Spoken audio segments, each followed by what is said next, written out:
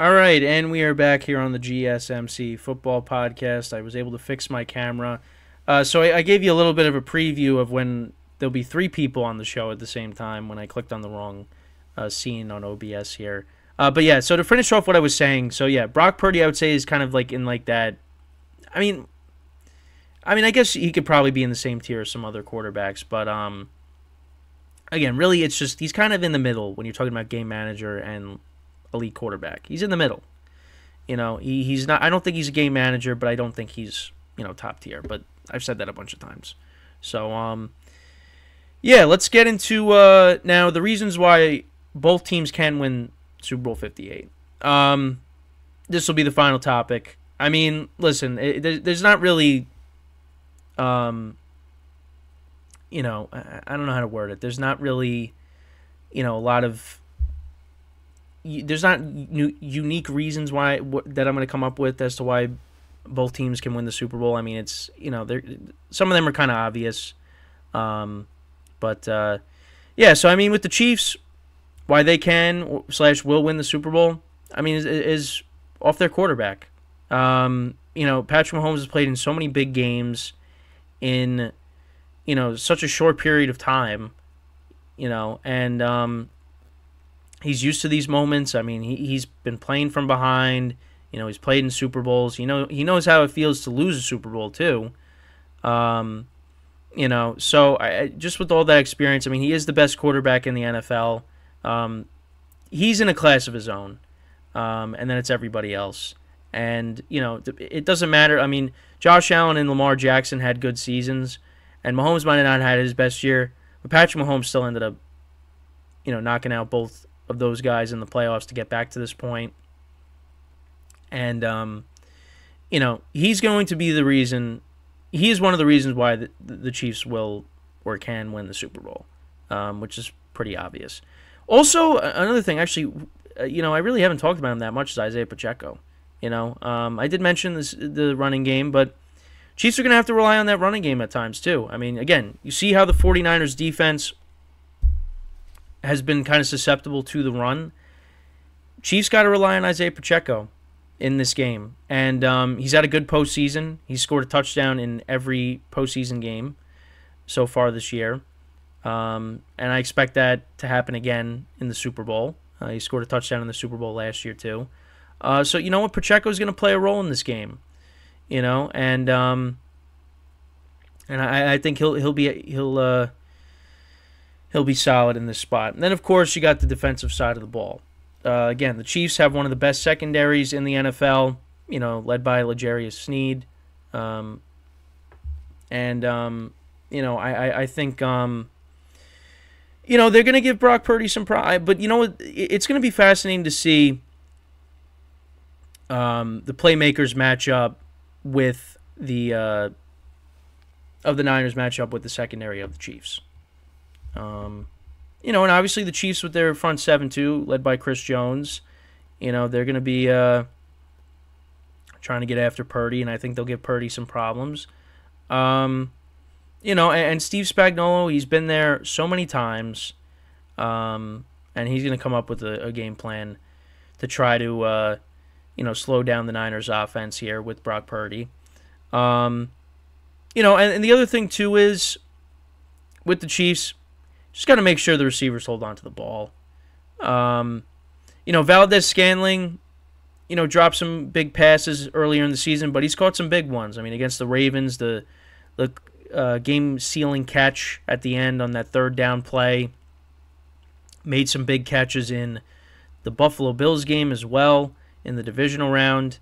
Again, we'll see if Kadarius Toney ends up playing in this game. I saw something that said that he could return punts in the Super Bowl if he does play. And you got to remember, I had one of the big plays in the Super Bowl last year that set up one of their touchdowns. So, we'll see if he ends up playing. But, and again, also look at this, check on the status of Rashee Rice because, he was downgraded from a full participant in practice to now limited. So, and he's, that's someone that Patrick Mahomes has developed a nice connection with, somebody that's really been contributing in the second half of the season and in the postseason. So something to keep an eye on. You know, and obviously, of course, you got Travis Kelce, who's been on a tear in the postseason. Looks like the Travis Kelce that we're accustomed to seeing, and I expect him to make big plays in this game as well. So, I mean, again, a lot of these reasons are not crazy, but, you know, again, just another angle as to why, or another angle to, you know, talk about the Super Bowl with. But, yeah, I mean, that's pretty much all of the angles with the Chiefs. You know, they got the experience, you know, they got the quarterback, the running game, the defense.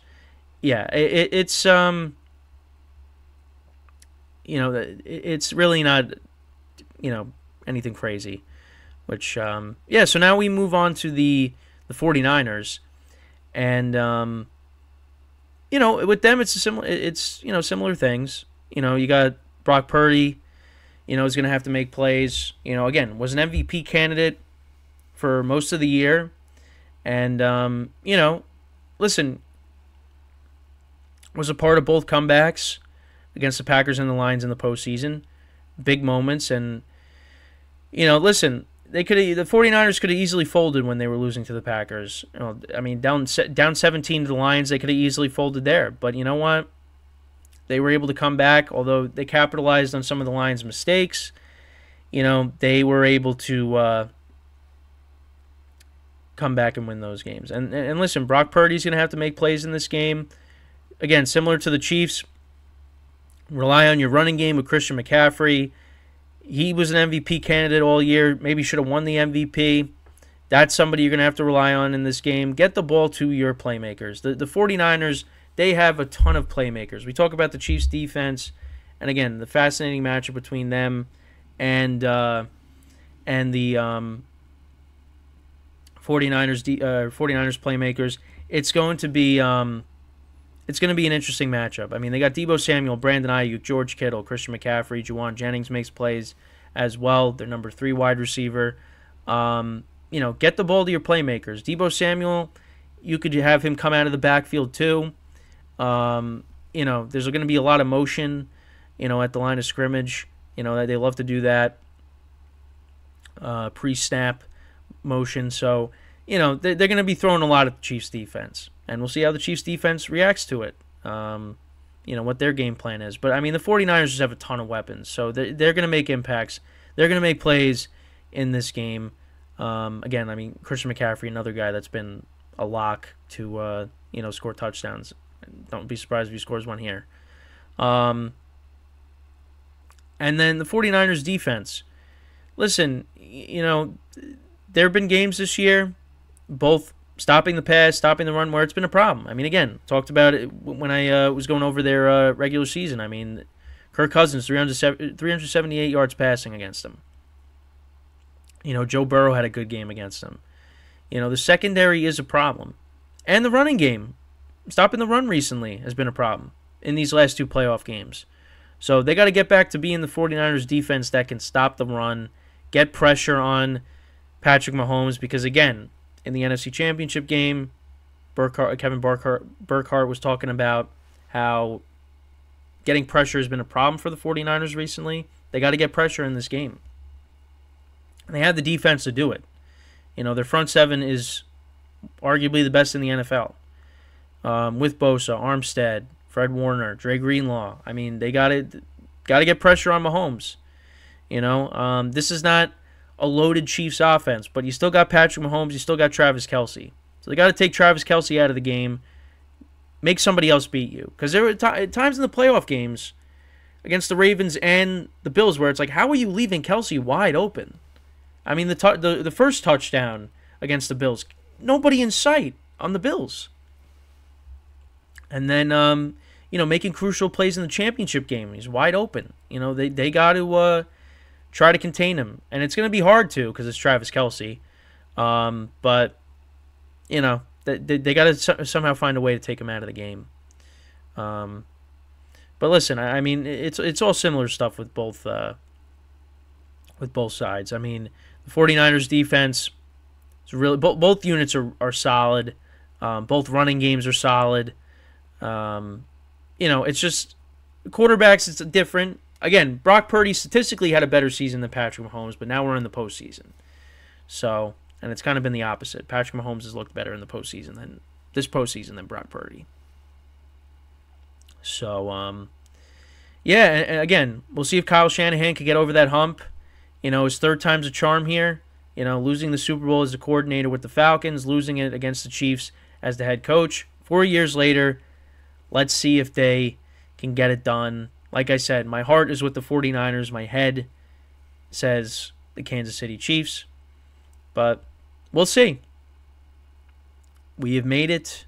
Final game of the NFL season is upon us.